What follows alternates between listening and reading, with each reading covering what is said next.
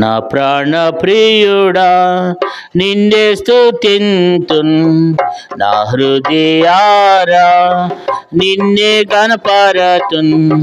నా నిరీక్షణకు ఆధారం నీవే, నా నిరీక్షణకు ఆధారం నీవే. ఎల్లకాలం నిన్నే ఆరాధింతున్, ఎల్లకాలం నిన్నే ఆరాధింతున్.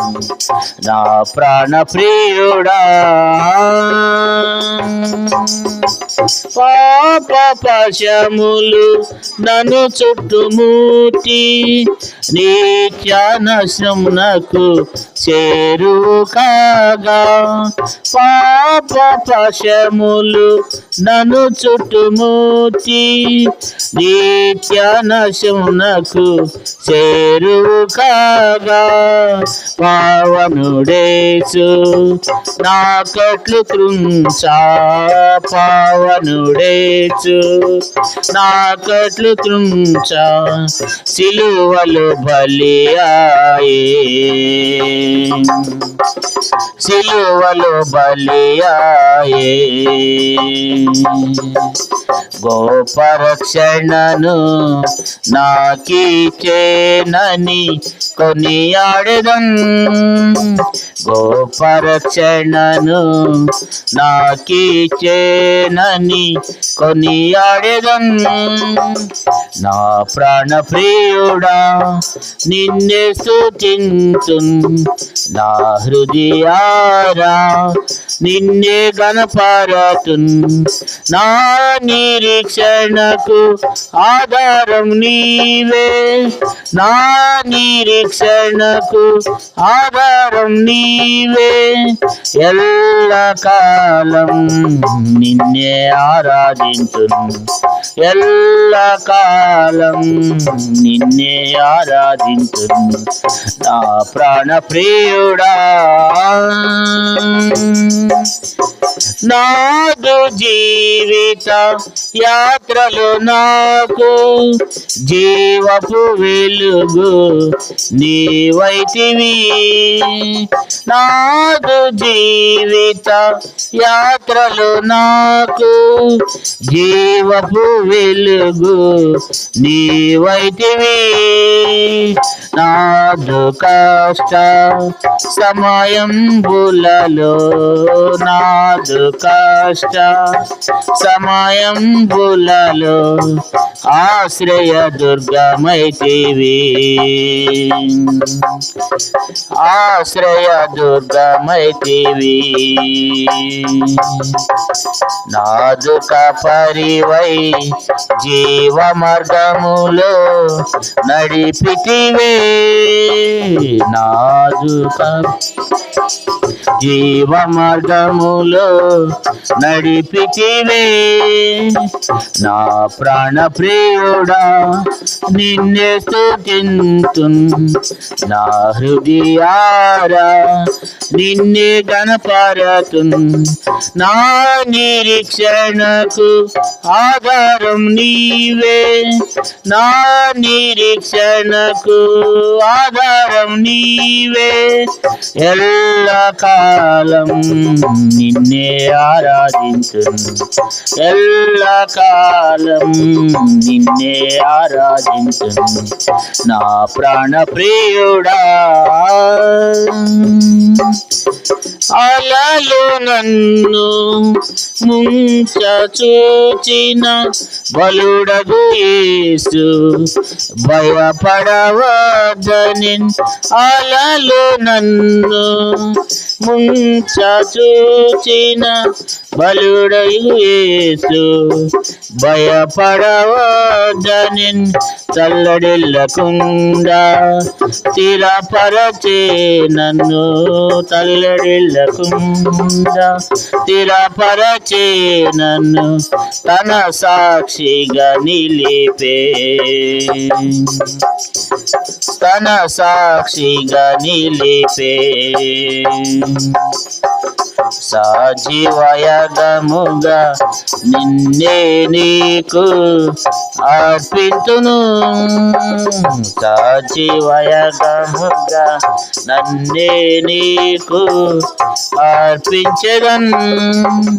నా ప్రాణ ప్రియుడా నిన్నే స్తుతింతున్. నా హృదయారా నిన్నే గణపరతున్.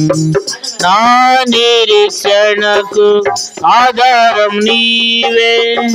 నా నిరీక్షణకు ఆధారం నీవే. ఎల్లకాలం నిన్నే ఆరాధింతున్. ఎల్లకాలం ఆరాధింతున్. నా ప్రాణ ప్రియుడా తల్లిదండ్రులు నన్ను విడచినను, కన్నీళ్ళు నా కంట రాలినను. తల్లిదండ్రులు నన్ను విడచినను, కన్నీరు నా కంట రాలినను. కలవరపడకు అంటివి ప్రభువా, కలవరపడకు అంటివి ప్రభువా, కరుణను చూపితివే. కరుణను చూపితివే. కరములు జోడించి పూజించెద నిన్ను నా ప్రభువా. కరములు జోడించి పూజించెద నిన్ను నా ప్రభువా. నా ప్రాణ ప్రియుడా నిన్నే స్తుతింతున్. నా హృదయారా నిన్నే గణపరతున్. నా నిరీక్షణకు ఆధారం నీవే. నా నిరీక్షణకు ఆధారం నీవే. ఎల్లకాలం నిన్నే ఆరాధిస్తున్. ఎల్లకాలం నిన్నే ఆరాధిస్తున్. నా ప్రాణ ప్రియుడా నిన్ను విడువను ఎడబాయనంటివి. నీ అరచేతిలో చెక్కిన ప్రభువా. నిన్ను విడువను ఎడబాయనంటివి. నీ అరచేతిలో చెక్కిన ప్రభువా. అందరూ మరచిన మరువని దేవా. అందరూ మరచిన పొగడక ఎట్లుందున్. పొగడక ఎట్లుందున్. పరిశుద్ధులందరితో హల్లెలూయా పాడుచు కీర్తింతున్. పరిశుద్ధులందరితో హల్లెలూయా పాడుచు కీర్తించెదన్. నా ప్రాణ ప్రియుడా నిన్నే స్తుతింతున్. నా హృదయారా నిన్నే గణపరతున్. నా నిరీక్షణకు ఆధారం నీవే. నా నిరీక్షణకు ఆధారం నీవే. ఎల్లకాలం నిన్నే ఆరాధింతున్. ఎల్లకాలం నిన్నే ఆరాధింతున్. నా ప్రాణ ప్రియుడా. చివరిగా 14 పాట పాడుకుందాం. రెండు సన్ని ప్రవీణ్. చేర్చబడిన పాటలో 14 పాట మానవ మరలిరా ప్రభు చెంతకు చేరవ.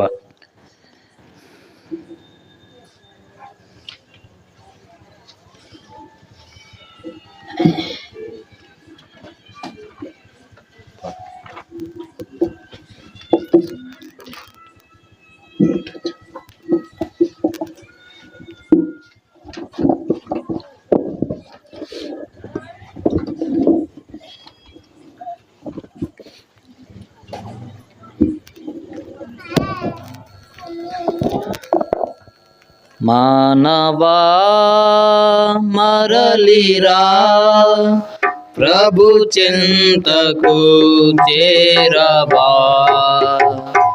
ప్రభు పిలచే తరుణములోనా రక్షించు నిన్ను నేడైనా. ప్రభు పిలచే తరుణములోనా రక్షించు నిన్ను నేడైనా. మానవా మరలిరా, హృదయములో నెమ్మది లేక వేసారి విసిగిన బ్రతుక. హృదయములో నెమ్మది లేక వేసారి విసిగిన బ్రతుక. కడసారి నిరీక్షణ ఇదియే, యేసయ్య కలువరి సిలువే. కడసారి నిరీక్షణ ఇదియే, యేసయ్య కలువరి సిలువే. మానవా మరలిరా, ప్రభు చెంతకు చేరవా. ప్రభు పిలచే తరుణములోనా రక్షించు నిన్ను నేడైనా. ప్రభు పిలచే తరుణములోనా రక్షించు నిన్ను నేడైనా. మానవా మరలిరా, చుట్టుముట్టాయి వ్యాధుల వరస, దిక్కుతోచని మరణపు పడక. చుట్టుముట్టాయి వ్యాధుల వరస, దిక్కుతోచని మరణపు పడక. కడసారి నిరీక్షణ ఇదియే, యేసయ్య కలువరి సిలువే. కడసారి నిరీక్షణ ఇదియే, యేసయ్య కలువరి సిలువే. మానవా మరలిరా, ప్రభు చెంతకు చేరవా. ప్రభు పిలచే తరుణములోనా రక్షించు నిన్ను నేడైనా. ప్రభు పిలచే తరుణములోనా రక్షించు నిన్ను నేడైనా.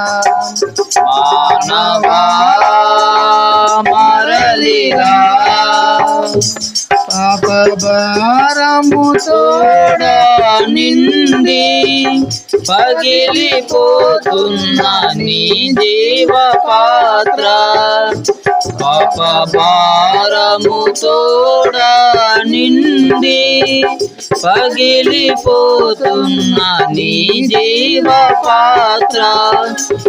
కడసారి నిరీక్షణ ఇదియే, యేసయ్య కలువరి సిలువే. కడసారి నిరీక్షణ ఇదియే, యేసయ్య కలువరి సిలువే.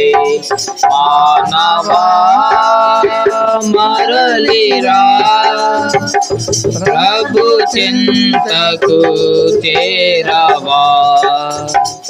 ప్రభు పిలచే తరుణములోనా రక్షించు నిన్ను నేడైనా. ప్రభు పిలచే తరుణములోనా రక్షించు నిన్ను నేడైనా. మానవా మారలిరా నా కత్తికి ఎదురే లేదని విరవీగి తిరుగుచునుంటే నా కత్తికి ఎదురే లేదని విరవీగి తిరుగుచునుంటే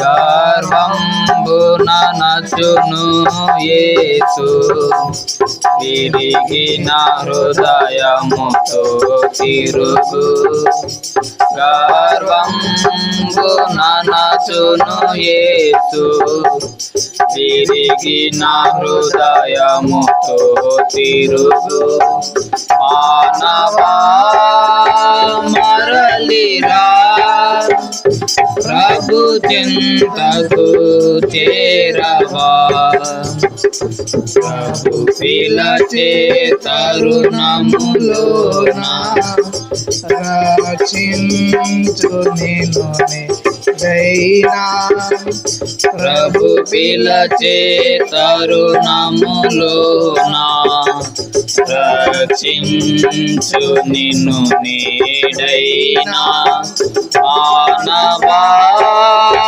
మరలిరా కల్వరిలో నీ కొరకేసు రుధిరంబు చిందించినాడు కల్వరిలో నీ కొరకేసు రుధిరంబు చిందించినాడు జాలిగా పిలిచే నిన్ను ప్రభువు విలువైన రక్షణ నీవా జాలిగా పిలిచే నిన్ను ప్రభువు విలువైన రక్షణ నీవా మానవా మరలిరా ప్రభు చింతకు చేరవా ప్రభు పిలచే తరుణములోన రక్షించు నిన్ను నేడైనా ప్రభు పిలచే తరుణములోన రక్షించు నిన్ను నేడైనా మానవా మరలిరా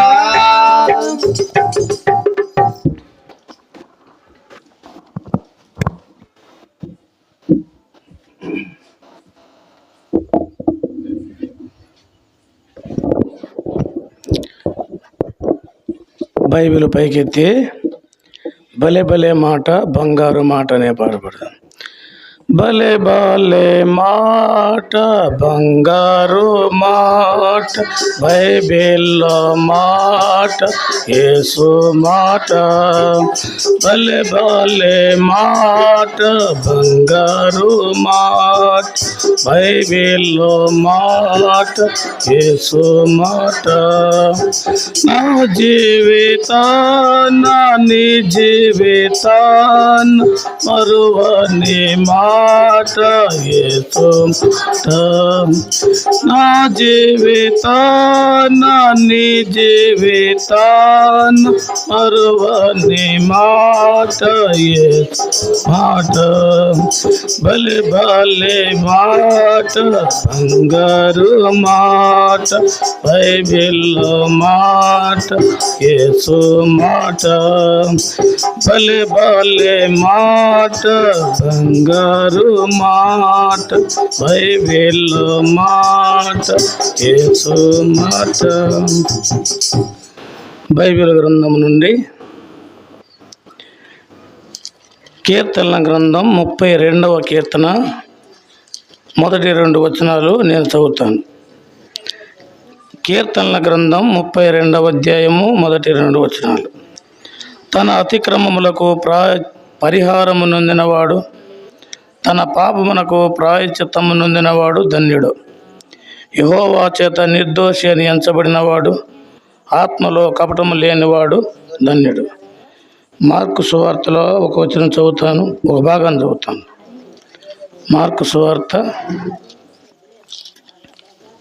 బైబిల్ గ్రంథము నుండి మార్కు సువార్త 7వ అధ్యాయం. మార్కు సువార్త 7వ అధ్యాయం 31వ వచనం. ఆయన మరలా తూరు ప్రాంతములు విడిచి సీదోను ద్వారా దెకపొలి ప్రాంతముల మీదుగా గలిలయ సముద్రమునొద్దకు వచ్చాను. అప్పుడు వారు చెవుడు గల నత్తివాని ఒకరిని ఆయన యుద్ధకు తోడుకొని వచ్చి వాని మీద చెయ్యి ఉంచుమని ఆయనను వేడుకొనిది. సమూహములో నుండి ఆయన వారిని ఏకాంతమునకు తోడుకొని పోయి వాని చివరలో తన వ్రేళ్లు పెట్టి ఉమ్ము వేసి వాని నాలుక ముట్టి ఆకాశం వైపు కన్నులెత్తి నిట్టూర్పు విడిచి ఎప్పాత అని వానితో చెప్పెను. ఆ మాటకు తెరవబడమని అర్థము. అంతటా వాని చెవులు తెరవబడెను, వాని నాలుక నరము సడలి వాడు తేటగా మాట్లాడుచుండెను. అప్పుడు ఆయన ఇది ఎవతను చెప్పవద్దని వారికి ఆజ్ఞాపించను. అయితే ఆయన చెప్పవద్దని వానికి ఆజ్ఞాపించిన కొలది వారు మరి ఎక్కువగా దాన్ని ప్రసిద్ధి చేయొచ్చు. ఈయన సమస్తమును బాగుగా చేసి ఉన్నాడు, చెవిటి వారు విన్నట్లుగాను మగవారు మాట్లాడినట్లుగాను చేయుచున్నాడని చెప్పుకొని అపరిమితముగా ఆశ్చర్యపడేది. ప్రార్థన చేద్దాము. ప్రేమ కలిగిన దేవా, మీకు వందనాలు స్తోత్రాలు చెల్లిస్తున్నాం. పాటల ద్వారా మిమ్మల్ని ఘనపరచట్లో సహాయం చేసిన దేవుడు, తిరిగి చదువుకున్న లేఖన భాగం ద్వారా ఇక్కడ చేరిన వారికి, ముఖ్యంగా దూరంగా మైక్ ద్వారా విట్టిన వారితోనూ మీరే మాట్లాడి మహిమ పొందమని వేడుకుంటున్నాం. విన్న వాక్యాన్ని దుష్టుడు చాతాను ఎత్తుకొని పోకుండా మంచి నేలను పడిన విత్తనం వల్లే 30దంతలుగాను 100దంతలుగాను 60దంతలుగాను ఫలించినట్లు సహాయించాం. యేసుప్రభు వారి నామమున అడిగి వేడుకుంటున్నాము తండ్రి, ఆమేన్.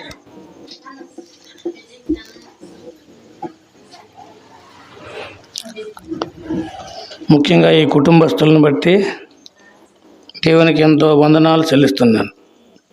దాదాపు 19 సంవత్సరాల తర్వాత నేను మళ్ళీ ఇంటికి వచ్చా. ఒకసారి మధ్యలో వచ్చాను, ఊరినే కనపడే దారిలో. మందిరం కట్టేటప్పుడు అయితే ఈ కుటుంబం ఎంతో సహాయం చేశారు. మందిరం కట్టేటప్పుడు ఏదన్నా కావాల్సిన వస్తువులు ఇప్పుడు కూడా లేదని చెప్పలేదు. అంతేకాదు రాత్రులు దడిగట్టేటప్పుడు కూడా ఏదైతే అవసరమైందో అది ఇచ్చేవారు. అందుకనే దేవుడు ఈ కుటుంబాన్ని రక్షించుకున్నాడు, ఈ కుటుంబాన్ని తన కుటుంబంగా చేసుకున్నాడు. అందుని బట్టి దేవుడిని నేను ఎంతో స్తుతిస్తున్నాను. చదువుబడిన ఈ భాగంలో ఆయన మరలా తూరు ప్రాంతములు విడిచి సీదోను ద్వారా దెకపొలి ప్రాంతముల మీదుగా గలిలయ సముద్రమునొద్దకు వచ్చాను. యేసు ప్రభువారు శరీరధారిగా ఉన్న రోజుల్లో ఆయన దైవత్వాన్ని రుజువు చేసుకోవడానికి కొన్ని అద్భుతాలు సూచక్రియలు చేశారు. తాను దేవుడిని అని రుజువు చేయటానికి కొన్ని అద్భుతాలు చేశారు. దాంట్లో ఇది ఒక సూచక్రియ. ఏంటంటే ఆయన మరలా తూరు ప్రాంతములు విడిచి సీదోను ద్వారా దెకపొలి ప్రాంతముల మీదుగా గలిలయ సముద్రమునొద్దకు వచ్చాడు. గలిలయ సముద్రానికి ఎంతో ప్రాధాన్యత ఉంది. గలిలయ సముద్రము దగ్గర దేవుడు ఎన్నో అద్భుతాలు చేశాడు. అయితే 1-2 వచనాలు ఈ గలిలయ సముద్రం గురించి నేను చదువుతాను. మత్తయి సువార్త 4వ అధ్యాయంలో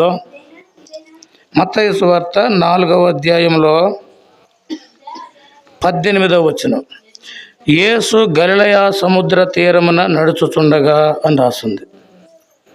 యేసు గలిలయ సముద్ర తీరమున నడుచుంటే అక్కడ 4 యేసు ప్రభువుని అంగీకరించి వారి శిష్యులుగా, యేసు ప్రభువుని శిష్యులుగా చేర్చబడ్డారు. మొదట పేతురు అనబడిన సీమోను, అతని సహోదరుడు అంద్రేయ, జెబెదయి కుమారుడు యాకోబు, అతని సహోదరుడు యోహాను. ఈ 4. తర్వాత ఇంక 8 మంది ఉన్నారు. ఫిలిప్పు, బర్తలోమయి, తోమ, మత్తయి, సుంకరైన మత్తయి అని రాస్తుంది. అల్ఫయి కుమారుడు యాకోబు, తద్దయ్యని మారు పేరు గల లెబ్బయి, కనానీయుడైన సీమోను, ఆయన అప్పగించిన ఇస్కరియోతు, యోధ అని మిగిలిన సంగతులు 12 మంది గురించి రాస్తుంది. ఈ గలిలయ సముద్రం దగ్గర యేసు ప్రభువుని 4 అంగీకరించినట్టుగా రాస్తుంది. తర్వాత ఈ గలిలయ సముద్రానికి ఇంకో పేరు ఏం పేరంటే గెన్నేసరేతు. లూకా సువార్త 5వ అధ్యాయంలో ఆ మాట చదువుతాను. యోహాను సువార్త లూకా సువార్త 5వ అధ్యాయం. లూకా సువార్త 5వ అధ్యాయం 1వ వచనం. జనసమూహము దేవుని వాక్యము వినుచు ఆయన మీద పడుచుండగా ఆయన గెన్నేసరేతు సరస్సు తీరమున అని రాసింది. ఇక్కడ మరలా వాళ్ళ 4 పేర్లు ప్రస్తావించబడ్డాయి. తర్వాత దీనికి తిబిరయ సముద్రం అని కూడా పేరు. అయితే ఇక్కడ మనం చదివిన మార్కు సువార్త 7వ అధ్యాయము 31వ వచనం నుంచి మనం చదివితే యేసు ప్రభు దగ్గరికి చెవుడు నత్తిగల్ల ఒకరిని తీసుకొని వచ్చారు. తీసుకొని వచ్చి ఏం చేశారంటే వాని మీద చెయ్యి ఉంచుమని ఆయనను వేడుకొని 32వ వచనంలో యేసు ప్రభు వీడి మీద చేతులు ఉంచమని యేసు ప్రభుతో చెప్పారు. అంటే వారి ఉద్దేశం ఏంటి? యేసు ప్రభు ఈ శివుడు ఉన్నతి గల వాని మీద చెయ్యి ఉంచితే చాలు దెబ్బ తగ్గిపోద్దని వారి విశ్వాసం. అంటే ఇక్కడ యేసు ప్రభుకే చెబుతున్నారు ఎలా స్వస్థపరచాలో, యేసు ప్రభుకే చెబుతున్నారు ఎలా బాగు చేయాలో. యేసు ప్రభువా ఇదిగో వీడికి చెవుడు ఉంది, నత్తుంది, ఇలా బాగు చేయి, అలా బాగు చేయి అని యేసు ప్రభుకే సూచనలు చెబుతున్నారు. ఈనాడు మానవులు కూడా దేవునికి కొన్ని సూచనలు చెబుతారు. నీ ముక్కు ఇలా ఉంటే బాగుండేది, సూదిగా ఉంటే, ఈ చెవి కొంచెం చిన్నగా ఉంటే బాగుండేది, కొంచెం ముక్కు కొంచెం సూదిగా ఇలా సలహాలు చెబుతారు. కళ్ళు ఎలా ఉంటే అంటే దేవుడికి చేత కాలేదని వీళ్ళకే బాగొచ్చని. ఒకసారి నేను ఐరన్ చేసుకోవడానికి ఇస్త్రీ పెట్టి తీసుకొని ఒక ఇంటికి పోయా, పక్కింటికి. ఆ రోజు మంగళవారం.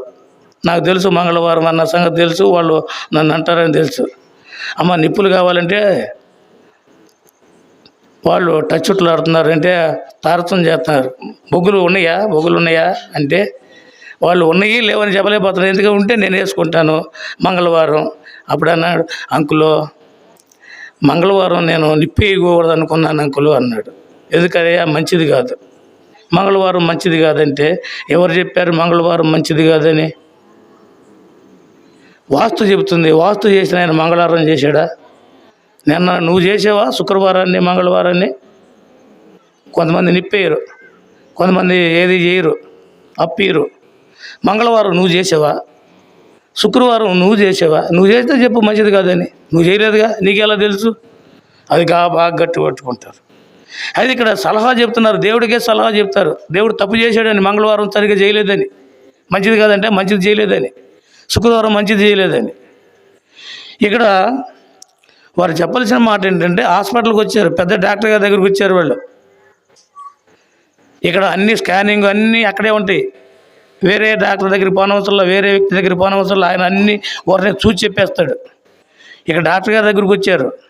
చెప్పాల్సిన మాట ఏంటంటే డాక్టర్ గారు అడుగుతాడు, ఏంటయ్యా వీడంటే, ఇదిగో చెవుడు ఉంది, నత్తుంది అని చెప్పాల. కానీ మనం ఏం చేస్తాము? ఒకసారి హాస్పిటల్కి పోయాను నేను. పోతే నా ముందు ఒక ఆమె ఉంది, తన బాధ చెప్పుకుంది. డాక్టర్ గారు అన్నాడమ్మా, నేను 4 రోజులకి రాస్తాను పిల్లలు, తర్వాత తగ్గకపోతే మళ్ళీ తగ్గేదాకా నేను నీకు ఎదురు చేస్తానమ్మా అన్నాడు. అప్పుడు ఆమె అంటుంది, అయ్యా రక్త పరీక్ష చేయకూడదా అంటుంది. సరే అమ్మా, 4 ఎక్కువ రోజులు రాయలేదమ్మా, 4 రోజులే రాశాను కదా, తగ్గిపోతే అప్పుడు రక్త పరీక్ష చేద్దాం అంది. మళ్ళీ ఆమె అంటుంది, అయ్యా స్కానింగ్ తీయకూడదా? స్కానింగ్ అన్న మాట కూడా రాదు, టానింగ్ తీయకూడదా అంటే ఆయన అన్నాడు, కాదమ్మా ఒకసారి చూసి చేద్దామమ్మా అని అన్నాడు. ఇంకా ఆమె చెబుతుంటే ఆయన, ఇదిగో ఓపి తీసుకో పో, జబ్బు చెప్పావు, నేను మందులు రాస్తున్నా, ఇప్పుడు నువ్వు నా మాట వినాలా, నేను నీ మాట వినాలా? నీ మాట వింటే నేను వైద్యం చేయలేను, నా మాట నేను వైద్యం చేసుకుంటానంటే చేర్చుకో, లేదంటే వెళ్ళిపో, నేను నీకు చేయలేను, నీ ఇష్టమేనా అన్నాడు. ఇక్కడ మత్తయి సువార్త 9వ అధ్యాయంలో మనం ఒక మాట చదువుతాను నేను. మత్తయి సువార్త 9వ అధ్యాయంలో 12వ వచనం. ఆయన ఆ మాట విని, రోగులకే కానీ ఆరోగ్యం గలవాడికి వైద్యుడు అక్కర్లేదు. అంటే ఈయన వైద్యుడు, వచ్చింది పేషెంట్. యేసుప్రభు చెప్పిన మాట వినాల. అంతేగాని ఇదిగో తల మీద చేయబెట్టు, కాళ్ళ మీద చేయబెట్టు, పొట్ట మీద చేయబెట్టు, ఇక్కడ జబ్బు ఉందంటే నాకు చాలామంది చెప్తారు, అయ్యా మా సేవకుడు నన్ను ఎత్తి మీద చేసి ప్రార్థన చేయడయ్యా. నేనంటాను, అమ్మ అది ఆయన ఇష్టం, అది ఆయన ఆత్మ ప్రేరేపణ వల్ల నేను ఎత్తి మీద చేయించి ప్రార్థన చేస్తాడు. లేదు నీకు శివుడైతే తర్వాత కనపడకపోతే చెయ్యి ఎత్తి ప్రార్థన చేస్తాడు. ఎందుకంటే నీకు శివుడు వినపడదుగా. ఇప్పుడు ఆయన ప్రార్థన చేస్తాడు, చెయ్యి అయితే ప్రార్థన చేస్తున్నాడు, చెయ్యి తీసైతే ప్రార్థన అయిపోయిందని నీకు తెలవాలని చేస్తున్నాడు. అంతేగాని నువ్వు శివుడైతే చెప్పు చేస్తాడు అంట. అదే లేదు ప్రార్థన చేయమంటావా శివుడు రావాలని, అప్పుడు నెత్తి మీద ప్రార్థన చేస్తాడు. అయ్యయ్యో అంత మాట అన్న మాకు అంటుంది. మళ్ళీ చూసారా, దేవుడికి సలహాలు చెప్తారు. సరే, ఇప్పుడు ఈ భాగానికి వస్తే ఆయన వైద్యుడు. నేను పాపులనే పిలవచ్చుతనే కానీ నీతిమంతులను, అంటే నువ్వు పాపివి, నీకు రోగం ఉంది, అన్ని రోగాలను మించిన రోగమే పాప రోగం. నీవు పాప రోగివయ్యో ప్రభు పిలచుచున్నడయ్యో, నీవు పాపి రోగివయ్యో ప్రభు పిలచుచున్నడయ్యో. ప్రభు పాపి రోగిని పిలుస్తున్నాడు. ఈయన వచ్చాడు. సరే, ఇప్పుడు వీళ్ళు అనుకున్నట్టుగా ఈ జబ్బు తగ్గదు, చేయేస్తే ఈ జబ్బు తగ్గదు. అప్పుడు ఆయన ఏం చేశాడంటే, యేసుప్రభు ఇక్కడ తగ్గదు ఈ జబ్బు, ఊరు బయటికి పోతాం పదా అని ఊరు బయటికి తీసుకొని పోయాడు. ఆ మాట చదివితే మార్కు సువార్త 7వ అధ్యాయంలో, మార్కు సువార్త 7వ అధ్యాయము 32వ వచనం. అప్పుడు వారు చెవుడు గల నత్తి వాని ఒకని ఆయన యుద్ధకు తోడుకొని వచ్చి వాని మీద చెయ్యి ఉంచుమని ఆయన వేడుకొనిది. సమూహములో నుండి ఆయన వారిని ఏకాంతమునకు తోడుకు. ఏకాంతం అంటే ఎవరు లేని చోట, అదే ఊరు బయట, ఊరు బయటికి తీసుకొని పోయాడు. అంతేకాదు ఒక వింతైన పని ఆయన చేశాడు. ఏమంటే వాని చెవులలో వ్రేళ్ళు పెట్టి, అంటే యేసు ప్రభు ఆ శివుడు నత్తిగల వాని చెవులో వేలు పెట్టాడు. తర్వాత చెవులో ఉమ్మేశాడు. తర్వాత ఏం చేశాడంటే 4 తెరవమన్నాడు. 4 తెరవమని 4 పట్టుకున్నాడు. టచ్డ్ ఈజ్ టంగ్ అని రాస్తుంది. అంటే 4 తెరవమన్నాడు. అంటే ఎదట యేసుప్రభు ఉన్నాడు, ఎదురుగా శివుడు నత్తిగలవాడు ఉన్నాడు. చెప్తున్నాడు, ఈ ఒక చెయ్యి వేలు దాంట్లో పెట్టాడు, చెవిలో మూసాడు, తిప్పుతున్నాడు. 4 తెరవమన్నాడు, 4 పట్టుకున్నాడు. చూసేవాళ్ళకి ఎలా ఉంది, ఒక పిచ్చివాళ్ళలాగా ఉన్నాడు. హైవేలో రోడ్డు మీద పోతూ ఉంటే పిచ్చివాళ్ళు ఉంటారు, వాళ్ళు ఏదేదో చేసుకుంటూ ఉంటారు. అంటే చూపులకి పిచ్చివాళ్ళలాగా ఈయన కనపడుతున్నాడు. ఏందిరా ఇది? అంతేకాదు చెవిలో ఉమ్మేకిపోతే నీళ్ళు వేయొచ్చుగా. తర్వాత భూమి మీద, నేల మీద ఉమ్మేయకపోతే, బురద చేయకపోతే, బురద కంట్లో పోసకపోతే, ఇంకో పుయ్యిపోతే నీళ్ళు ఉన్నాయి కదా, నీళ్ళు అడుగుతారుగా. ఎవరు నీళ్ళు ఇస్తే ఎవరైనా ఇస్తారు. ఒక డాక్టర్ గారు వచ్చి, అయ్యా ఇంజక్షన్ చేయాలి, కావాలా నీళ్ళు అంటే చెంబు నీళ్ళు తెస్తారు. మరి నీళ్లు పెట్టవచ్చు కదా, నీళ్ళు వేయొచ్చు కదా, ఉమ్మే ఎందుకు వేశాడు? తర్వాత 4 ఎందుకు పట్టుకున్నాడు? పిచ్చివానిలాగా ఎందుకున్నాడు? ఇవన్నీ ఒక పక్కన చూస్తే వైద్యుడు పేషెంట్ని చూసినట్టుగానే ఉంది. అమ్మ నీ చెవేది చూపించు, 4 తెరు అని ఎలా డాక్టర్ గారు అయితే ఒక రోగిని పరీక్షిస్తాడో అలా పరీక్షిస్తున్నట్టుగానే ఉన్నాడు. ఇంకో రకంగా ఆయన పిచ్చివానిలాగా ఉన్నాడు. అయితే ఇప్పుడు ఆయన ఊరు బయటికి తీసుకుని వెళ్ళాడు. పైగా ఆయన ఆకాశం వైపు కన్నులెత్తి చిన్నగా ఏడవటం మొదలుపెట్టాడు. నిట్టూర్పు విడిచి అని రాస్తుంది. ఆకాశం వైపు కన్నులెత్తాడు, నిట్టూర్పు విడిచి ఎప్పాతా అని వానితో చెప్పాను. ఆ మాటకు తెరవబడమని అర్థం. వీని చెవులు తెరవబడాలా, వీని నాలుక తెరవబడాలా అని ఎంతో బాధతో యేసు ప్రభు నిట్టూర్పుతో పలికినట్టుగా మనకు అర్థమవుతుంది. వెంటనే మాట్లాడుతున్నాడు. 3 వారాలు రా, 4 వారాలు రా తగ్గిపోద్ది. ఈ మధ్యన ఒక సంగతి, ఏమా మందిరానికి రాలేదంటే ఇసాక్ గారు వస్తున్నాడు అయ్యా ఏవన్ కళ్యాణ మండపానికి, సతీష్ గారు వస్తున్నారయ్యా గుడివాడ, ఏమ్మా ఇక్కడే మందిరం ఇంటి పక్కకి రారు ఏమ్మా అంటే ఆయన ఏదో అద్భుతాలు చేస్తున్నాడంట. కాబట్టి ఇక్కడ రాయబడిన మాట ఏంటంటే, ఒక వారం తర్వాత నీకు తగ్గిపోద్దులమ్మా, ఒక వారం తర్వాత నేను ఎత్తిపోద్దులే, 2వ వారానికి శివుడు పోద్దులు అని చెప్పాడా? 3 వారాలు 4 వారాలు అని చెప్పలా, వెంటనే మాట్లాడాడు, వెంటనే వినపడుతుంది. ఇది ఎవరికీ చెప్పవద్దని చెప్పాడు. ఇది శరీర సంబంధమైన సాదృశ్యంగా చెప్పబడిన నిజమైన సంఘటన. అయితే మానవులందరికీ పాపం ఉంది. యేసు ప్రభుని ఎరగక ముందు ఎవరికైనా ఏముందంటే శివుడు ఉంది. యేసు ప్రభుని ఎరగని ఎవరికైనా ఏముందంటే నత్తి ఉంది. ఎందుకంటే లోకంలో ఎన్నో మాటలు మాట్లాడవచ్చు, కానీ యేసు ప్రభు గురించి ఒక్క మాట కూడా మనం చెప్పలేము. యేసు ప్రభు అంగీకరించుకుంటూ ఎన్నో మాటలు వినబడతాయి, కానీ యేసు ప్రభు మాటలు మనకి వినపడవు. నేను ఈ ఊర్లో మీటింగ్లు పెట్టించేవాళ్ళు, నాకు 12 సంవత్సరాల వయసు నుంచి తెలుసు. సత్యం గారు కొట్టికాడ, ఈ ఆరోగ్యమూర్తి గారు, ఏడి శిఖమణి గారు వచ్చినప్పుడు పెద్ద పందిర్లు వేశారు.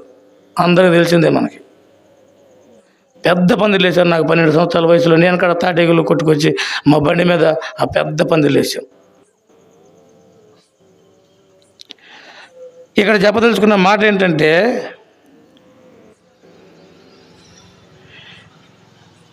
అందరికీ పాపరోగం ఉంది. నేనేం చేసానంటే, అందరూ కళ్ళు మూసుకున్నప్పుడు మెదలకుండా పోయి కూర్చున్నాండి. అంతవరకు నాకేం పట్టేవి కాదు, నాకు కాదులే ఎవరికోలే, యేసుప్రభు నమ్ముకున్న వాళ్ళు మందిరానికి పోయేవాళ్ళు కోసం అనుకున్నాండి. తర్వాత ఎంత యేసుప్రభు మందిరానికి కానీ లేకపోతే ఆయన మాటలు వినాలంటే ఎంత సిగ్గంటే, మళ్ళీ అందరూ కళ్ళు మూసుకొని చివరి ప్రార్థన చేసేటప్పుడు నేను మెదలకుండా వచ్చేసేవాడిని. అంటే నన్ను ఎవరు చూడకూడదని, డ్రామాల కోసం ఎక్కడికో ఎన్ని మైళ్ళు నడిచిపోయేది సిగ్గు లేకుండా. డ్రామాలకి, సినిమాలకి ఎంతో ఘనంగా పోయేవాడిని. మందిరానికి పోవాలంటే ఎంతో సిగ్గు, నాటకాలకు పోవాలంటే ఎంతో దూరమో పోయేవాడిని, నడిచి రాత్రంతా నడిచి. కానీ ఇక్కడ చెప్పాల్సిన మాట ఏంటంటే, పాపరోగం ఉంది. ఇదే శివుడు. యేసుప్రభు గురించి చెప్పలేని ఇదే నత్తి. మానవులందరికీ పాపం ఉంది. ఇలాంటి పాప రోగాన్ని తీసివేయడానికే, శివుడు నత్తి పోగొట్టడానికే, యేసుప్రభు గురించి చెప్పడానికే, యేసుప్రభు గురించి నువ్వు సాక్ష్యం ఇవ్వడానికే, దేవుడిని రక్షించడానికే, నీ పాపాల నుంచి విడుదల పొందడానికే యేసుప్రభు ఈ లోకానికి వచ్చాడు. ఏ విధంగా అయితే ఊరు బయటికి నత్తివాడిని తీసుకొని పోయాడో చెప్పడానికే ఈ విధంగా చేశాడు. ఏమని చెబుతున్నాడంటే, ఈ దీనివల్ల ఇదిగో నీ శివుడు పోవాలంటే, నీ నత్తి పోవాలంటే నీ చెవులో ఉమ్మేశాను, అదే నా ముఖం మీద ఉమ్మి పడుతుంది. నీ పాపం పోవాలంటే నా చెవులో ఉమ్మి పడుతుంది. అంతేకాదు, నిన్ను ఊరికి బయటికి తీసుకొచ్చాను, నన్ను కూడా ఊరు బయటికి తీసుకుపోతారు. నిన్ను ఏ విధంగా నన్ను చూసి పిచ్చోళ్ళలాగా నేను చేస్తున్నాను, నేను అవమానించబడతాను.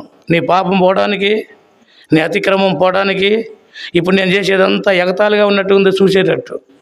కానీ ఒకానొక దినం వస్తుంది, నీ పాపం కొరకు నేను అలా అవమానపరచబడతా, నేను దూషింపబడతాను, ఊరు బయటికి నన్ను తీసుకొస్తారని చెప్పడానికి ఆయన ఈ మాట చెప్పాడు. హెబ్రీయులకు రాసిన పత్రికలో ఒక మాట చదువుతాను. హెబ్రీయులకు రాసిన పత్రిక 13వ అధ్యాయంలో, హెబ్రీయులకు రాసిన పత్రిక 13వ అధ్యాయము, హెబ్రీయులకు రాసిన పత్రిక 13వ అధ్యాయం 12వ వచనం, 11వ వచనం చదువుతాను.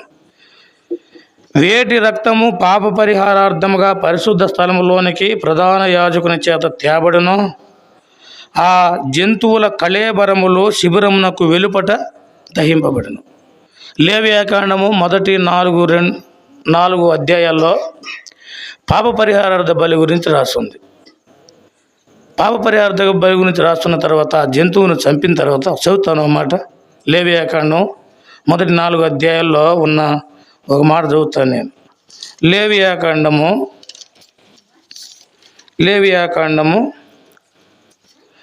4వ అధ్యాయము 21వ వచనం. ఆ కోడెను పాలెము వెలుపలికి మోసుకొని పోయి ఆ మొదటి కోడెను కాల్చినట్టుగా కాల్చివేయబడను. ఏంటంటే ఇది ప్రాయచిత్తార్థ బలి. ప్రాయచిత్తము చేయగా వానికి క్షమాపణ కలుగును. ఆ కోడెను పాలెమునకు వెలుపలికి మోసుకొని పోవాలంట. అందుకనే ఈ శివుడు నత్తిగలవాడిని ఊరు బయట పాలెము వెలుపటికి తీసుకొని పోయాడు. యేసు ప్రభువారు నీ కొరకు శిబిరము వెలుపట పాలెము వెలుపట ఆయన మరణం పొందాడు. కళేబరములు అని రాస్తుంది. ప్రాణం లేకపోతే శవమే. యేసు ప్రభు నీ కొరకు ఊరు బయట గవిని వెలుపట శ్రమ పొందాడని బైబిల్లో రాస్తుంది. ఎంత శ్రమ పొందాడు? మత్తయి సువార్త 27వ అధ్యాయంలో ఒక వచనం చదువుతాను. ఒక భాగం ఉంది అక్కడ. మత్తయి సువార్త 27వ అధ్యాయంలో, మత్తయి సువార్త 27వ అధ్యాయం 27వ వచనం. అప్పుడు అధిపతి యొక్క సైనికులు యేసును అధికార మందిరంలోనికి తీసుకొని పోయి ఆయన సైనికులనందరినీ సమకూర్చిరి. వారు ఆయన వస్త్రములు తీసివేసి ఆయనకు ఎర్రని అంగి తొడిగించి ముండ్ల కిరీటమును అల్లి ఆయన తలకు పెట్టి ఒక రెల్లు ఆయన కుడి చేతిలో ఉంచి. ఈ సందర్భం అంతా నేను ఒకసారి చెబుతాను. యేసు ప్రభుని ఏం చేశారంటే 39 దెబ్బలు కొట్టించారు. 39 దెబ్బలు ఎందుకు కొట్టించారు అని అంటే, నేను దినభాగం చదువుకున్నాను ఈరోజు. ద్వితీయోపదేశకాండము 25వ అధ్యాయంలో ఆ భాగం అక్కడ రాస్తుంది. ద్వితీయోపదేశకాండము 25వ అధ్యాయం. ద్వితీయోపదేశకాండం 25వ అధ్యాయము చదవండి, 1వ వచనం. మనుషులకు వివాదం కలిగి న్యాయసభకు వచ్చినప్పుడు న్యాయాధిపతులు విమర్శించి నీతిమంతుని నీతిమంతుడనియు దోషిని దోషి అని తీర్పు తీర్చవలెను. ఆ దోషి శిక్షకు పాత్రుడుగా కనబడిన ఎడల న్యాయాధిపతి వారిని పండు కొనబెట్టి వారి నేరము కొలది దెబ్బలు లెక్కబెట్టి తన ఎదుట వారిని కొట్టింపవలెను. 40 దెబ్బలు కొట్టించాలి, అంతకు మించి కొట్టించకూడదు. అంటే దోషికి చేయాల్సిన పనిది, కానీ నిర్దోషి. దోషికి 40 దెబ్బలు కొట్టాలి, కానీ ఒకటి తగ్గించారు. అంటే ధర్మశాస్త్రాన్ని యేసు ప్రభువారు తూచా నెరవేర్చారు. ధర్మశాస్త్రాన్ని నెరవేర్చడానికి ఆయన కొట్టివేయడానికి రాలేదు. 40 దెబ్బలకి 39 దెబ్బలు ఆయన్ని కొట్టారు. కొట్టేం చేశారు? తర్వాత ఒక చోటకు తీసుకొని పోయారు. అక్కడ యేసు ప్రభువుని కూర్చోబెట్టారు. కూర్చోబెట్టి ఏం చేశారంటే, యేసు ప్రభువా నువ్వు రాజువి, నీకు రాజ వస్త్రాలు కావాలని ఎర్రని వస్త్రాలు ఆయనకి తొడిగించారు. తర్వాత నీకు కిరీటం ఉండాలి, రాజ కిరీటం ఉండాలి కదా అని ముండ్లతో కిరీటాన్ని అల్లి ముండ్ల కిరీటం పెట్టారు. అంతేకాదు, నువ్వు రాజు కదా, నువ్వు ప్రతిసారి మాట్లాడకూడదు, నీకు రాజదండం ఉండాల. రాజు మాట్లాడు, రాజు దండం చూపిస్తాడు. రాజు దగ్గర రాజదండం ఉండాలి. నువ్వు రాజు కదా, రాజదండం ఉండాల. కాబట్టి ఇదిగో నీ చేతిలో ఒక చిన్న కర్ర పెట్టారు. ఆయన చేతిలో కర్ర పెట్టారు. రెల్లుతో ఒక కర్రను పెట్టి అని రాస్తుంది. రెల్లు ఆయన కుడి చేతిలో ఉంచి అని రాస్తుంది. అంటే తలకి ముండ్ల కిరీటం పెట్టారు, ఎర్రని ఎర్రని వస్త్రాలు వేశారు, ముండ్ల కిరీటం పెట్టారు రాజని. తర్వాత రాజదండం ఉండాలని చేతిలో కర్ర పెట్టారు. చేసి ఒక్కొక్కడు వస్తున్నాడు, యేసు ప్రభువా నువ్వు రాజువి, యూదుల రాజా, శుభము నీకు అని మోకరిస్తున్నారు. ఎగతాళిగా మోకరించి నీ ముఖం అని థో అని ఊసి ముఖం మీద ఊసిపోతున్నారు. ఒక్కరు కాదు, ఇద్దరు కాదు. వీడు దేవాలయాన్ని పడగొడతాడంట. 6 అన్యాయపు తీర్పులు చెప్పారు. అవన్నీ కుదరదు. ఇప్పుడు యేసు ప్రభువు మీద మోపిన అన్యాయం ఏంటంటే 6 నేరాలు మోపారు. 3 రోజుల్లో కడతానన్నాడు దేవాలయం అని ఎగతాళి చేశారు. అని ముఖమంతా ఊసేశారు. ఒకడు కాదు, ఉత్తరుడల్లా వస్తున్నాడు, యేసుప్రభు నీకు నమస్కారం అని మోకరిస్తున్నాడు. ఏది రాజధాని మీద కర్ర ఏదని కుర్చీలో తీసుకున్నారు, నెత్తి మీద కొడుతున్నారు. నెత్తి మీద ముళ్ళ కిరీటం ఉంది, రక్తం కారుతుంది, కొట్టినప్పుడల్లా కారుతుంది. ఒకటి కాదు, ఇద్దరు కాదు, ఎంతోమంది కొట్టినట్టుగా బైబిల్లో రాస్తుంది. ఆయనను 31వ వచనం, ఆయనను అపహసించిన తరువాత ఆయన మీదనున్న అంగీని తీసివేసని రాస్తుంది. ఇప్పుడు 30వ వచనం చదవండి. ఆయన మీద ఉమ్ము వేసి ఆ రెల్లును తీసుకొని దానితో ఆయన తల మీద, చూసారా, కొట్టిరి అంటే ఒకడు కాదు, ఇద్దరు కాదు, ఒకడు వస్తున్నాడు, నమస్కారం పెడుతున్నాడు, ముఖం మీద వస్తున్నాడు, పోయేటప్పుడు ఆ కర్ర తీసుకొని నెత్తి మీద కొట్టిపోతున్నాడు. రక్తం కారిపోయింది, చేతకాదు. తర్వాత ఆయన్ని సిలువ వేశారు, 3 మేకుల మీద సిలువ వేశారు. చాలామంది ఏమంటారంటే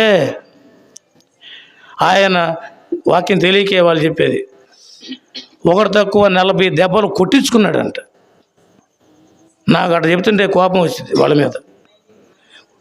కొట్టించుకున్నాడంటే కావాలని కొట్టించుకున్నాడు. రేపు ఏప్రిల్ వచ్చింది, గుడ్ ఫ్రైడే రోజున సిలువ వేసి మేకులు కొట్టించుకుంటారు. అది కొట్టించుకోవటం అంటే, కొట్టించుకుంటాం కాదు, కొట్టారు. నిర్దోషిని ఆయన దోషిగా చేసి ఏం చేశారు, కొట్టారు. కొట్టించుకోవాలా, కొట్టారు. కొట్టించుకోవటం అంటే కావాలని కొట్టించుకోవటం అని. ఇంగ్లీష్ రాసేటప్పుడు నాకు వచ్చేది కాదు. I was pass 10th examination రాశాడు. అంటే ఆయన అన్నాడు, అంటే పాస్ అయిన వాళ్ళు ఉన్నావా, పాస్ అయ్యావా అంటే కాపీ కొట్టి పాస్ అయ్యావా లేకపోతే మామూలుగా పాస్ అయ్యావా అని దాని అర్థం. 2 అర్థాలు ఉంటాయి వజ పెడితే, తెలుసా? పాస్ట్ టెన్స్లో పాస్ అయిపోయినాను వజ పెట్టమాక అన్నాడు. ఓహో, అప్పుడు అర్థమైంది నాకు. అంటే పాస్ అయిన వాళ్ళు ఉండవా లేకపోతే నువ్వు పాస్ అయ్యేలో ఉండవు అంటే ఎటో కొట్ట పాస్ అవ్వచ్చు, కాపీలు కొట్టో పక్కన చూసో ఏదో చేసి. అలాగే యేసుప్రభు కావాలని కొట్టించుకోవాలా, కావాలని కొట్టారు ప్రజలు. యేసుప్రభు కొట్టించుకుంటాం అంటే దానికి విలువ లేనిది, కావాలని కొట్టారు. ఆ విధంగా ఆయన సిలువలో గాయంతో రక్తం కార్చాడని బైబిల్లో చెబుతుంది. అందుకనే శివుడు నత్తిపోవడానికి ఇదంతా ఆయన చేశాడు. ఊరి వెలుపట గవిని వెలుపట ఆయన శ్రమ పొందాడని బైబిల్లో రాస్తుంది. ఎందుకంటే నీ పాపములు పరిహరింపడానికి. 32వ కీర్తనలో మనం చదువుకున్నాము. 32వ కీర్తనలో ఏముందంటే, 32వ కీర్తన చదవండి ఒక వచనం. తన అతిక్రమములకు పరిహారము నొందినవాడు, తన పాపమునకు ప్రాయశ్చిత్తము నొందినవాడు ధన్యుడు. వెండి బంగారాలు కొనుక్కుంటే ధన్యుడు కాదు, బంగారం కొనుక్కుంటే ధన్యుడు కాదు, పొలాలు కొనుక్కుంటే ధన్యుడు కాదు. నువ్వేది కొనుక్కున్నా ఇక్కడే అందరినీ సమానం చేసేది. ఏ కులమైనా ఏ మతమైనా ఎంత అంతస్తైనా సమాధి కాడ అందరు సమానమే. కానీ బైబిల్ చెబుతుంది, అయితే చచ్చిపోయినాకుండా ఈ తేడాలు. ఈ లోకంలోనేమో తేడాలు ఎక్కడున్నాయి, ఈ లోకంలో తేడాలు ఇప్పుడు దాకా అంటే చచ్చిపోయి సమాధి దాకపోయేదాకా. కానీ పరలోకంలో తేడాలు ఉన్నాయి. ఒక ఆయన వచ్చి నన్ను అడిగాడు, ఏంటి పరలోకంలో తేడాలు ఉన్నాయి అన్నాడు. ఉన్నాయ్యా అన్న, చూపి అన్నాడు. పరలోక రాజ్యంలో గొప్పవాడేవాడనగా మత్తయి సువార్త 18 అధ్యాయాలు ఉన్నాయి. అక్కడ ఉంది రాసిన గొప్పవాడేవాడో లేనివాడేవాడో అక్కడ ఉంది. చచ్చిపోయిన తర్వాత తక్కువే బిక్కుడో కాదు, నేను ఎప్పుడు చెప్తాను సమాధి చేసేటప్పుడు. ఏమనంటే, ఇక్కడ చచ్చిపోయావు అంటే అక్కడ పుట్టావు, బండ గుర్తు పెట్టుకోవాలా. నువ్వు ఇక్కడ పుట్టావంటే రెండో లోకంలో, ఇక్కడ చచ్చిపోయావంటే భూలోకంలో చచ్చిపోయావంటే ఇప్పుడు నరకంలో కానీ పరలోకంలో కానీ నువ్వు పుట్టినట్టే. ఎక్కడ పుట్టాలో నువ్వు తెలుసుకోవాలి ఈ లోకంలో అని చెప్తాను. ఇక్కడ తన పాపములకు ప్రాయశ్చిత్తము నొందినవాడు ధన్యుడు. ఒక 100 ఎకరాలు కలిగి ఉంటే, 1000 ఎకరాలు కలిగి ఉంటే ఇవి ధన్యుడు కాదు. అంతేకాదు, యెహోవా చేత నిర్దోషి ఎంచబడిన వాడు ధన్యుడు అని రాస్తుంది. కాబట్టి నిర్దోషిగా మనం జీవించాలి. నిర్దోషిగా జీవించాలంటే పాపములు క్షమించబడాలి. నీ పాపముల కొరకు యేసు ప్రభువారు శిలువలో మరణించాడు కేవలం 3 మేకుల మీదే. ఏ 3 మేకుల మీద మనం అయితే ఏం చేస్తామంటే, రోషం వచ్చిందంటే కిందకు దూకుతాము. 3 రోజుల్లో పడగొడతానన్నావు, ఆ శిలువ మీద వేలాడే బదులు దిగిరా. నువ్వు దేవుడు అయితే మేమందరం నమ్ముకుంటాం కదా, నువ్వు గొప్పతనం చేసావు, గుడ్డోని బాగు చేసావు, కుంటోని బాగు చేసావు, అందరిని బాగు చేసావు, అసలు ఆ 3 మేకులు వదిలించుకొని బయట కిందకి రా, అప్పుడు నేను దేవుడు అని నమ్ముకుంటాం అని అన్నారు. మనం అయితే కోపం వచ్చి ఏం చేస్తాం, గబాలు దిగుతావు. కానీ యేసు ప్రభు దిగల. ఆయన మరణాన్ని ఓడించాడు.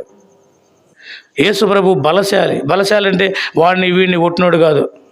సామెతల గ్రంథంలో మాట రాస్తుంది, పట్టణములను జయించుడు వాని కంటే తన మనసును స్వాధీనపరుచుకున్నవాడు వాడు ధన్యుడు. వాడు బలశాలి అంటే వాడిని వీడిని కొట్టి పడగొట్టి చంపినోడు కాదు. తన కోరికలు తన ఆలోచనలు అదుపులో ఉంచుకున్నవాడే సెల్ఫ్ కంట్రోల్ అంటే. ఆశా నిగ్రహం తెలుగులో ఉంది. వాడు గొప్పవాడు, వాడు బలశాలి. అంతేకాదు వాళ్ళని కొట్టి వీళ్ళని కొట్టి యేసుప్రభు 3 మేకులు కాదు మొత్తం రాగలడు ఆయన. యేసుప్రభుని పట్టుకుంటాకు వచ్చినప్పుడు వెతుకుతుంటే యేసుప్రభు ఎదురుగుండా పోయి మీరు ఎవరిని వెతుకుతున్నారంటే మేము యేసుప్రభుని వెతుకుతున్నాం. అయితే నేనే అంటే వాళ్ళ వచ్చిన వాళ్ళందరూ వెనకపడ్డారు. కథ కాదు, బైబిల్లో రాయబడిన మాట ఇది. నేనే ఆయన్ని అంటే వెంటనే వెనకపడ్డారు. అంటే ఆయన అనగానే వెనకపడ్డ అంత శక్తి గల ఆయనలో ఆ మేకులు 3 మేకులు ఓడలేవా? అసలు అక్కడ దాకా పోకుండా వీళ్ళని చంపలేడా? చంపితే పాప క్షమాపణ లేదు నీకు. ఆయన అక్కడే చనిపోయి శిలువ మీద మరణించకుండా ఉంటే పాప క్షమాపణ నీకు లేదు. రక్తం, యేసు రక్తము ప్రతి పాపం నుండి మనల్ని కడిగి పవిత్రం చేయడు. కాబట్టి నీ పాపం కొరకు ఆయన చిందించడానికే రక్తాన్ని ఈ లోకానికి వచ్చాడు, చనిపోయాడు, సమాధి చేయబడ్డాడు. ఈ రాత్రికాల సమయంలో యేసు ప్రభువా నేను పాపిని, నా పాపాలు క్షమించు, నీ రక్తంలో నన్ను కడిగంటే శుద్ధీకరిస్తాడు, నెమ్మదిస్తాడు. నేను ఎక్కడికి పోయినా ఈ కథ చెబుతాను. నేను చదివాను మా పిల్లల పుస్తకాలు చదువుతుంటే. ఏమనంటే ఒక రాజుగారు జైలును సందర్శించడానికి వెళ్తాడు. జైలును సందర్శించడానికి మంత్రిని తీసుకొని ఆ జైల్లో ఎవరికైనా పరివర్తనం చెంది ఈ జైలు వద్దనుకుంటే చాలా కష్టమైన పరిస్థితి, ఆ జైలు పరిస్థితి నాకు తెలుసు. నేను చెంచలగూడ జైలు చూడటానికి పోయాను. తర్వాత సబ్ జైలు చూశాను. ఎంత అధికారైనా ఎంత పదవి ఉన్నా అసలు జైలు సూపరింటెండెంట్ పోతేనే ఆ తలుపు ఉంటుంది. ఆ జైలు అంటేనే తలుపు, చిన్న సందు ఉంటుంది. ఆ చేయి పెట్టాల. ఆ డ్యూటీకి పోయేవాడు కూడా, లోపల జైల్లో డ్యూటీకి పోయడానికి కూడా ఆ చేయి పెట్టి సార్ అంటే ఆ తలుపు తీస్తారు. అంత తలుపు కాదు, పెద్ద తలుపు ఉంటుంది, చిన్న తలుపు తీస్తారు, లోపల పోతాడు, మళ్ళీ లేచేస్తారు. మళ్ళీ లోపల ఒక తలుపు ఉంటుంది. ఆ లోపల తలుపు జైలు సూపరింటెండెంట్ ఒకళ్ళు పోవడానికి పోయినా వెనకాల మళ్ళీ ఆయన అనగానే తలిపేసేస్తారు వెనకాల. నేను సూపరింటెండెంట్ని, నాకు తలిపేస్తారు అనడానికి లేదు. మళ్ళీ ఆయన అనుకుంటే పక్కన ఆడు వెళ్ళిపోతాడు. ఎవడు జైల్లో ఉన్నోడు వెళ్ళిపోతాడు దొంగచాటుగా. అందుకని ఎన్ని గేట్లున్నా, 3 గేట్లున్నా, 4 గేట్లున్నా వెంటనే తలిపేసేస్తారు. మళ్ళీ ఆయన వచ్చేటప్పుడు మళ్ళీ తలుపు తీస్తారు. చాలా దయనీయమైన పరిస్థితి జైల్లో. నేను చూశాను కాబట్టి చెప్తున్నాను. చెంచలగూడ జైలు పెద్దది. అయితే ఇక్కడ చెప్పదలుచుకున్న మాట ఏంటంటే, రాజుగారు వెళ్ళాడు, ఒక్కొక్కడిని అడుగుతున్నాడు, అయ్యా నీ పేరేం పేరు, నువ్వు ఎందుకు వచ్చావు ఈ జైలుకి అని.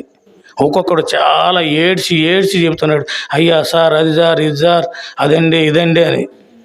సరే అలా అడుగుతా ఉంటే ఒక యవనస్తుడు కనబడ్డాడు. వాడు చాలా దిగాలుగా బాధతో, ఎందుకు వచ్చానా ఈ జైలుకి, చాలా బాధగా ఉంది, తర్వాత ఈ జైల్లో నుంచి నన్ను ఎవడైనా విడిపిస్తే బాగుండు అని అన్నట్టుగా కనబడ్డాడు. రాజుగారికి వాడిని చూసి చాలా జాలేసింది. వీడిని ఎలా అయినా నేను విడిపించాలా అనుకొని, అయ్యా నువ్వు ఎందుకు వచ్చావు జైలుకి అని అడిగాడు. అయ్యా ఆడు వేడుస్తా, నేనే తప్పు చేయలేదండి, నేనే పాపం చేయలేదండి, నన్ను ఊరికనే జైలుకి తీసుకొచ్చారండి అన్నాడు. అరే ఊరికనే ఎందుకు జైలుకి తీసుకొస్తారు, అసలు ఏం జరిగితే జైలుకి వచ్చావు అని అడిగాడు రాజు ఆ యవనస్తుడిని.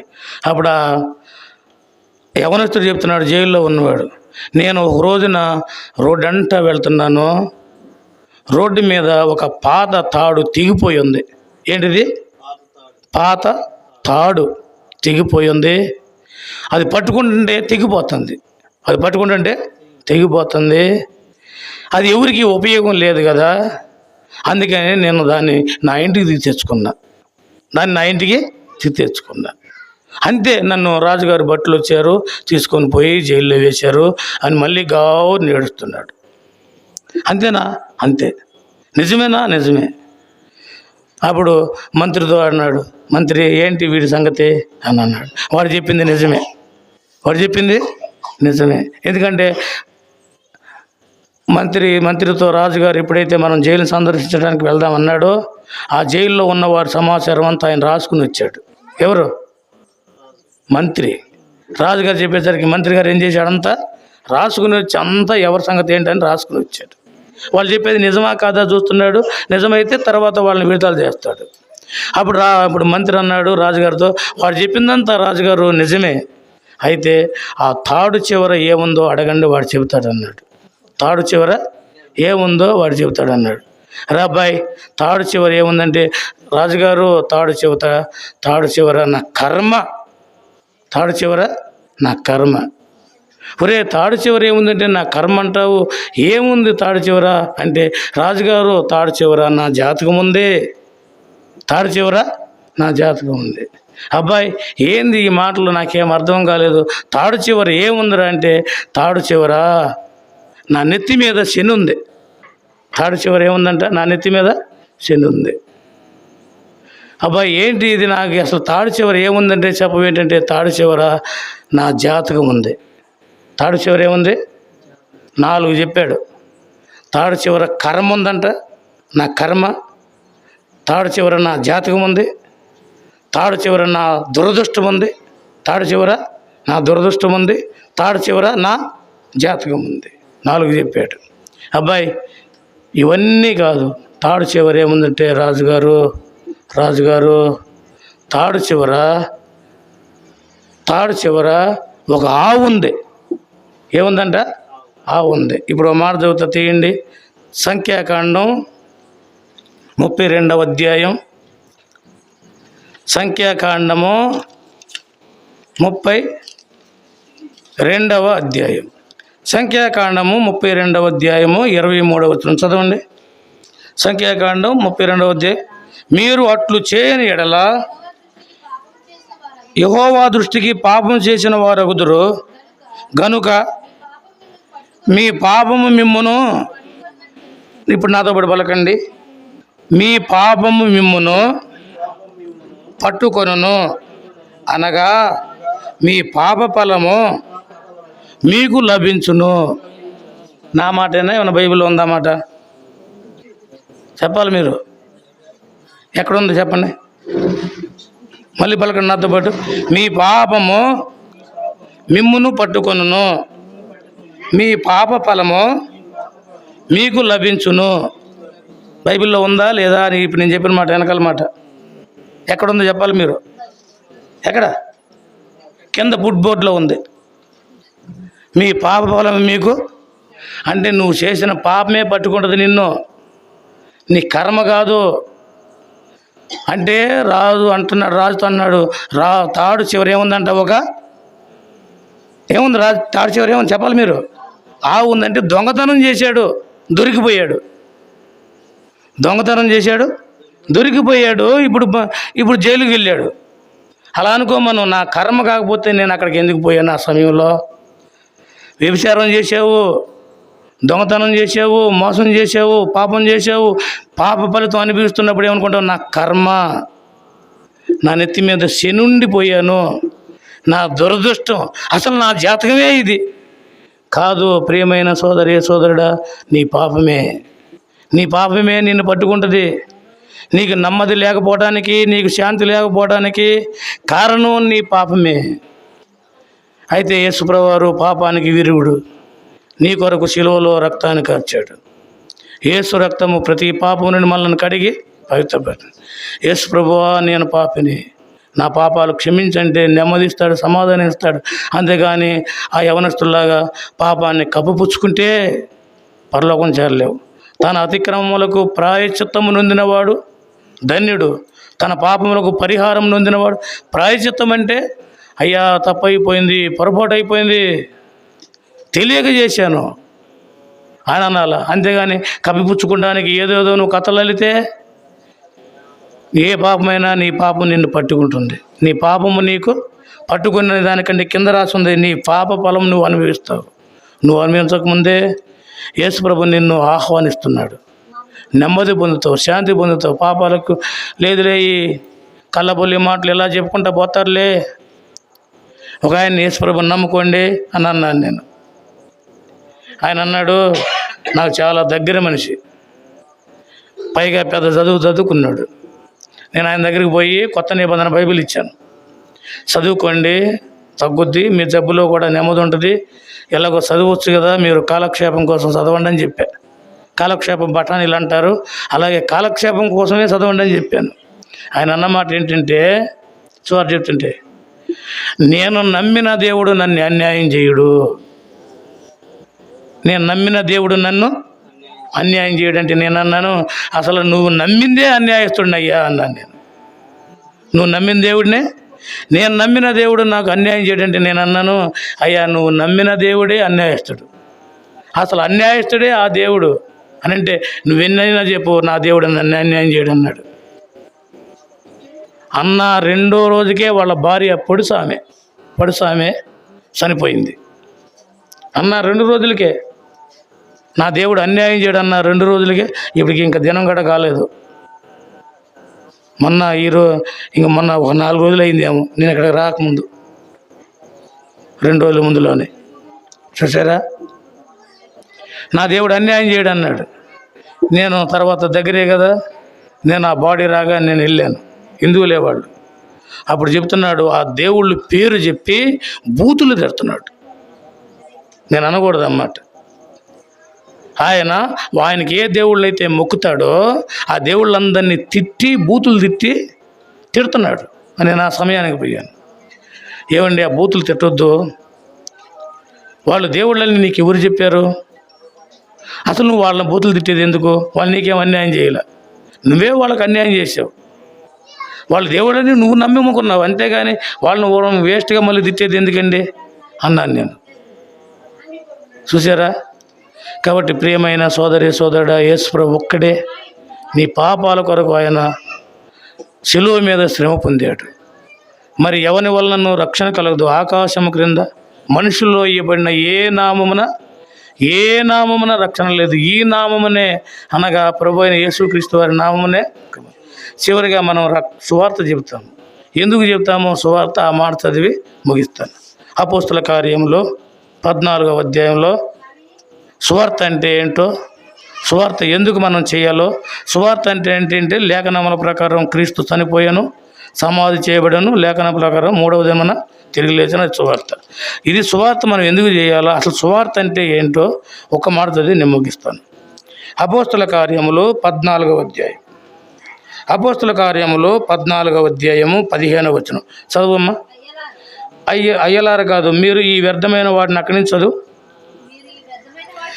మీరు ఈ వ్యర్థమైన వాటిని విడిచిపెట్టి ఆకాశమును, భూమిని, సముద్రమును, వాటిలో ఉండు సమస్తమును సృజించిన జీవము గల దేవుని వైపు తిరగవలనని మీకు సువార్త. అసలు సువార్త ప్రకటించేది ఏంటంటే ఈ నిర్జీవ క్రియలు, వ్యర్థమైన క్రియలు విడిచిపెట్టాలి. వ్యర్థమైన క్రియలు ఏంటంటే బలి ఇవ్వటం. ఇలా చెప్పాను కదా, పాపరిహార ద్వారా ఎడ్లు తెచ్చారు, కత్తులు తెచ్చారు, దండలు తెచ్చారు, దండం పెట్టుకొని వాటిని చంపి పాపం పోయిందనుకుంటారు. కానీ ఇక్కడ కాదు. అయితే ఇక్కడ బైబిల్లో రాయబడింది ఏమంటే వ్యర్థమైన వాటిని విడిచిపెట్టాలా, ఆకాశాన్ని, భూమిని, సముద్రాన్ని, వాటిలో ఉండు సమస్తాన్ని సృజించిన దేవుని వైపు తిరగాలనే ఉద్దేశంతోనే ఈ మీటింగు, సువార్త కూటం లేకపోతే గృహకూటం ఏర్పాటు చేయబడింది. ఏదో విధంగా సువార్తను ప్రజలకు తెలియజేయాలా, మనుషులందరూ వ్యర్థమైన వాటిని విడిచిపెట్టాలా, జీవం గల దేవుడిని వైపు తిరగాలని సువార్త మీకు ప్రకటన. సువార్త అంటే మంచి వార్త. మంచి వార్త ఏంటంటే పాపి అయిన మానవుడిని దేవుని ప్రేమించి నీతిమంతుడైన దేవుడు నీ కొరకు శిలువలో తన ప్రాణాన్ని అర్పించి 3వ దినాన్ని తిరిగి లేచాడు. ఇంకా కాలయాపన చేయకుండా యేసుప్రభువా నా పాపాలు క్షమించు, నీ రక్తంలో నన్ను కడుగు, శుద్ధీకరించంటే నెమ్మదిస్తాడు, సమాధానం ఇస్తాడు. ఒకవేళ కాలయాపన చేస్తే ఇప్పుడు ఏ దినమో నీకు తెలియదు, ఈ లోకాన్ని విడిచిపెడతావు. అప్పుడు నువ్వు ఈ లోకంలో చనిపోతే మళ్ళా రెండోసారి పుడతావు. నువ్వు ఎక్కడ పుడతావో, నరకంలో పుడతావో, పరలోకంలో పుడతావో, నువ్వే భూమి మీద ఉండగానే ఆలోచన చేసుకో. ప్రభువైన యేసుక్రీస్తునందు విశ్వాసం ఉంచు, అప్పుడు నీవును మీ ఇంటి వారు గొప్ప రక్షణ పొందుతారు.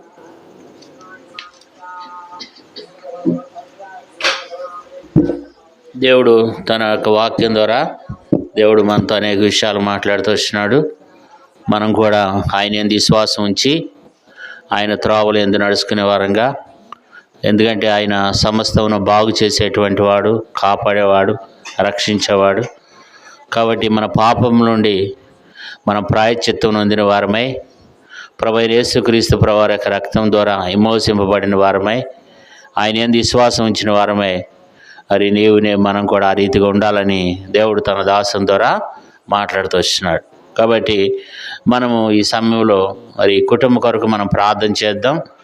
మరి దేవుడు చెప్పబడిన మాటలు కూడా ఫలించినట్లు, మరి ఈ కుటుంబం దేవుడు బలపరిచి దీవించినట్లుగా పుల్లయ్య అన్న కొరకు, మరి ఆ కరుణక్క, స్వామి, బ్లెస్సి కొరకు, తన కుటుంబం కొరకు, నాగేశ్వరవన్న కొరకు, శివమ్మ కొరకు, ఈ కుటుంబీకులందరి కొరకు కూడా మనం ప్రార్థన చేద్దాం. ఈ కుటుంబాన్ని దేవుడు దీవించి బలపరిచినట్లు, ఈ కుటుంబ మెడల దేవుడు తన మెండైన కృపని చూపి, ఈ కుటుంబ మెడల దేవుడు దీవిని ఆశీర్వాదం దయచేసినట్లుగా, మరి బ్రదర్స్లో 2 చేయండి, సిస్టర్స్లో 2 చేద్దాం.